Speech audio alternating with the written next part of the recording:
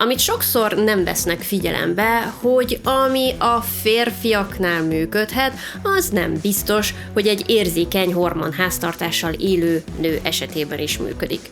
Higgyétek el, már az is sokat számít, ha nem nehezedik el a hasunk, hanem üdén, könnyedén állunk fel az ebéd vagy a vacsora után. Legyenek szem előtt a friss, élő ételek, mert amit elrejtesz a hátsó polcra, az könnyen feledésbe merül. Legyen kicsi vagy nagy, tudjátok, minden lépés számít. Cukormentes, light, fit, zéró kalóriás, reform, vegán, gluténmentes, fehérjedús. A diétavilág marketingje belénk verte, hogy ezek a hívószavak egyet jelentenek a biztonsággal. Aztán szuper megoldás, ha a kedvenc vacsia mellé mindig vágsz fel egy kis répát, uborkát, paprikát, paradicsomot.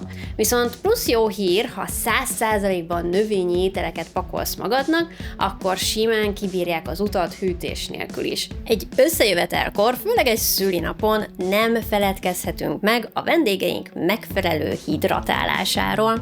A legtöbb ilyen növény karotinoidokban gazdag, mint a béta-karotin, alfa-karotin vagy a lutein. Ez a bélfal tulajdonképpen egy nagyon vékony, de annál fontosabb védővonal, ami azt szabályozza, hogy mi juthat át a bélből a véráramunkba. Ma eljött az idő, hogy elkészítsük a klasszikus fermentált savanyú káposztánkat teljesen természetesen. Például legyen egy tál gabonapehely mellett egy kis törökmogyoró, vagy kesúdió és áfonya. Ilyenkor az idegrendszer paraszimpatikus nyugalmi üzemmódba kapcsol. A színe, az illata, az íze mind a melegséget idézi, és a testünket is bőségesen ellátja minden jóval. Kutatások szerint a rendszeres diófogyasztás javíthatja a koleszterin profilt is. Ezt narancssárga és zöld zöldségekből, répából, sütőtökből, kelből viszonylag könnyen tudjuk biztosítani. Viszont manapság is észrevehető, hogy a hús az továbbra is csak mellékszereplő, nem főszereplő az asztalon. Tehát ha példát akarunk venni róluk, akkor a kényelmes megoldások helyett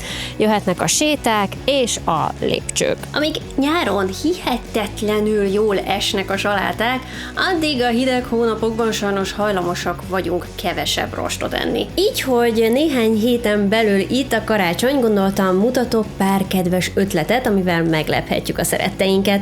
Nagy Bori vagyok, étkezésben a motivációd.